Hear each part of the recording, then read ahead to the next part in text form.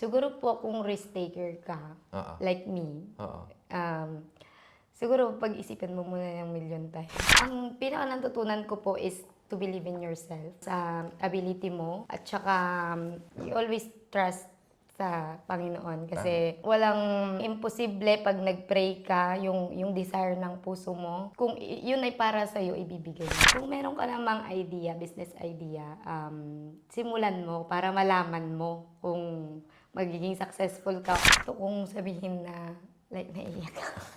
Okay lang yan. Siguro marami namang challenges na dumaan sa buhay ko na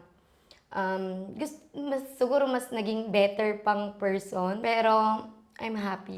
Do your best in everything that you do. And for sure, kung saan soon yung goal mo, makakarating ako sa goal ko with the help of my husband and my family.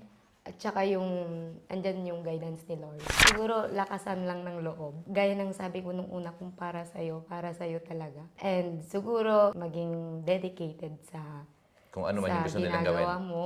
At saka laging kumapit ka lang sa Lord. And lahat magiging okay.